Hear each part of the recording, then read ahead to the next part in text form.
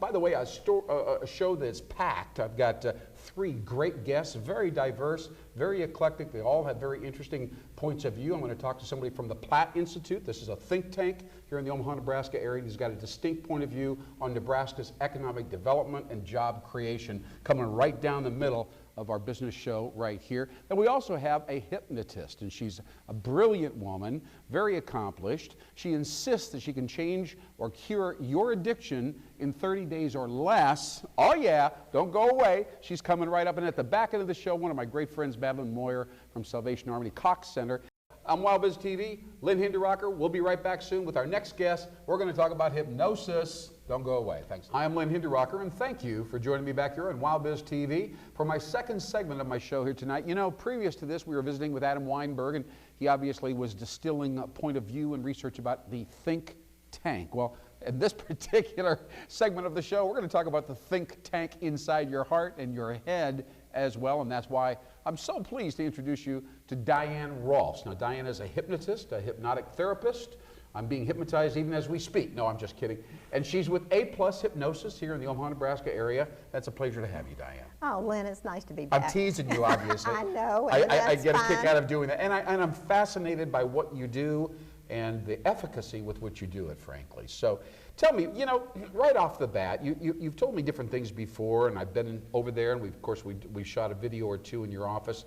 You made a very interesting point to me. You said consciously, tell me if I'm saying this right. Okay. Consciously, we see our life in a certain way. Right. We think we're living our life in a certain we have a story about our life, right? But subconsciously, it's a different reality. Is that right? Is that what you told me? Absolutely. Why don't you elaborate on that for a minute, please? Okay, from the time you're born to the time you're 8 years old, you're in a total hypnotic state. Your subconscious is absorbing everything around you, everything you feel, hear, touch, everything. Now wait a minute. For 8 years I was in a hypnotic state, really? Absolutely, yes. That's why you learn so fast. So it's a good thing, not a bad thing. It's an excellent thing because even if you were to say your ABCs A to J, you would do it really quickly because that's your subconscious mind. If you said your ABCs A to J every fourth letter, see how slowly you would do it? That's your conscious mind. Okay. All right? All right. And when you sleep, your conscious mind is the one that goes to sleep, but your subconscious never sleeps. Your mind is like a big computer, and your subconscious mind is backing up those files all night long. Right. So what does my subconscious mind, what's it thinking of, or is that what's creating the problem, or the predilection towards addiction or whatever? Is that what's going on? So you have to get below the conscious realm and find out what's really going on at the subconscious level. Is that correct? Absolutely. Your conscious mind can only hold a few bits of information. That's what you focus on just from 1 minute to the next. Even as we speak right now? Yeah. Okay. But your subconscious mind holds everything from the day you were born. I could take you all the way back to the day you were born and ask you who's in the room, what they're saying, and how you feel about it, and you could tell me. Is that right? Yes, absolutely. Okay, so fascinating. Every time I talk to you, I love this. So what does this have to do with helping somebody lose weight in 30 days or less, or stop smoking? You've explained the principle to me.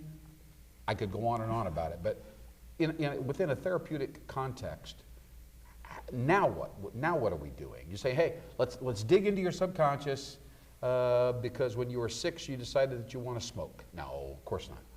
So what is it? Well, yes, you did.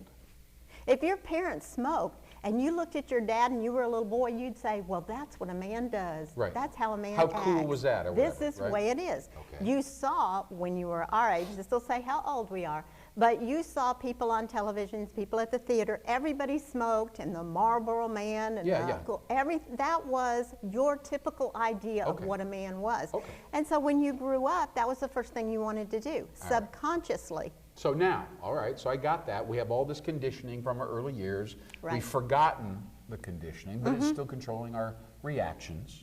So we go into it simply by going through a deep state of relaxation, so our defense mechanisms kind of dissipate. Is that correct?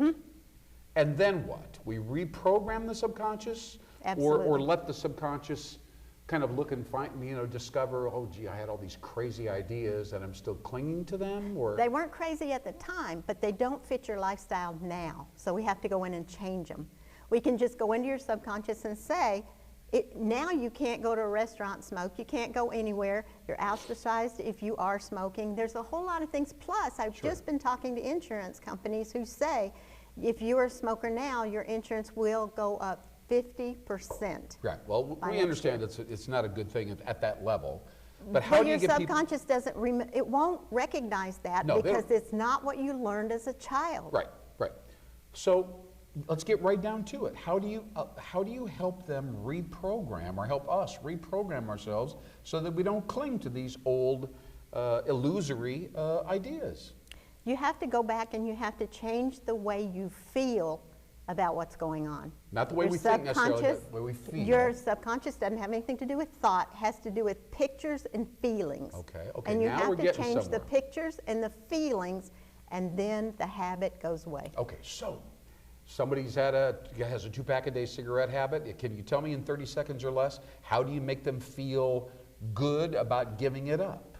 It's because now they're going to feel excited and confident that they are not being controlled by that cigarette. Oh. The cigarettes. You're going to free them from the bonds of control. Absolutely. Okay. Listen, this is a business show. Let me ask you quickly. Salespeople get kicked around every day, rejected, ignored by people, et cetera, et cetera. I know many of them that are neurotic, frustrated, et cetera. How do you deal with somebody like that who comes and says, I'm not selling like I should, I'm not making the money I should, nobody wants to buy from me, blah, blah, blah. Tell me, how do you help that person?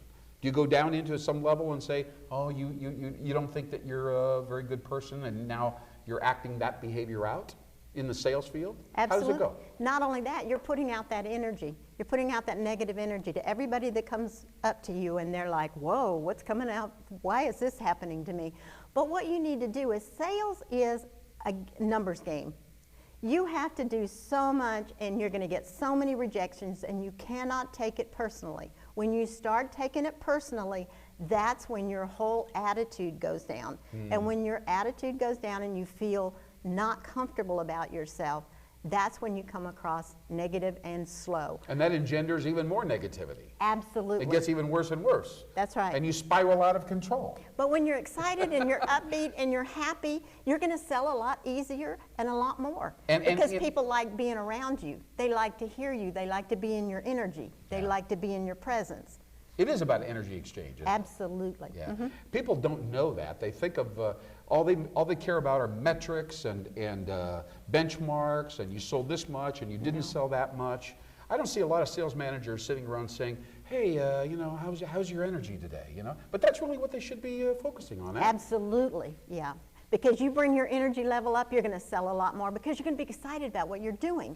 And if you're not, if you're just sitting there, oh, nobody's going to buy from me anyway, and your self-esteem is so low, then nobody's going to want to be around you. In 30 seconds or less, what's it like to run a hypnotic or a hypnosis counseling center in general? Is it a blast? Is it hard? Is it like being an attorney? What's it like? Very quickly. Well, I don't know what it's like to be an attorney, but to be a hypnotherapist is so exciting because people in 1 month's time change their lives so drastically that they are different people.